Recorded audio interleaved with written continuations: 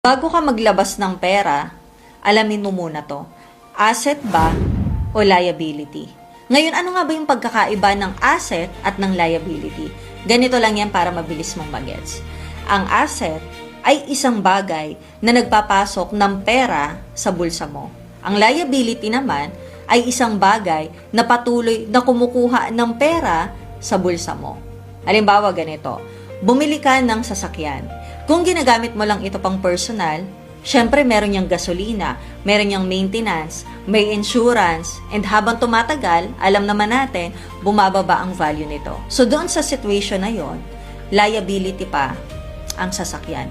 Pero paano kung yung parehong sasakyan na binili mo, pinaparentahan mo? O sabihin natin ginagamit mo sa transport business o delivery service. Bawat buwan, merong pumapasok na income. Kaya, hindi na ikaw ang nagtatrabaho para sa sasakyan. Yung sasakyan na yon, yun ay nagtatrabaho para sa'yo. Sa ganitong sitwasyon, asset na yon, hindi na liability. Another example, bumili ka ng laptop.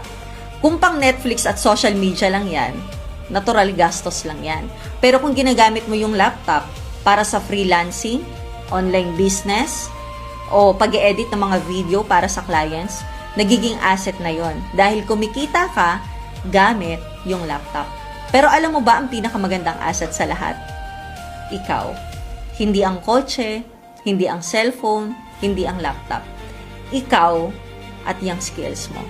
Isipin mo to. Normal kang empleyado. Pag uwi mo galing trabaho, imbis na 2 hours ka na mag-scroll sa social media, ginamit mo yung 2 hours na yon para matuto ng Canva o video editing. Ngayon, pagkalipas ng ilang linggo, pwede ka nang gumawa ng mga posters para sa mga maliliit na negosyo.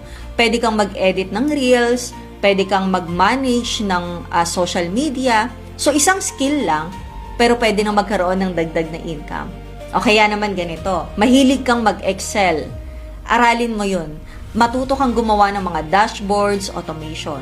Marami kasing negosyo ang naghahanap ng taong kayang mag-organize ng data. Pwede mo itong gawing sideline pagkatapos ng office hours. Ikaw, mahilig ka ba na magsalita ng English? So, pwede kang mag-aral ng mga customer support o virtual assistance.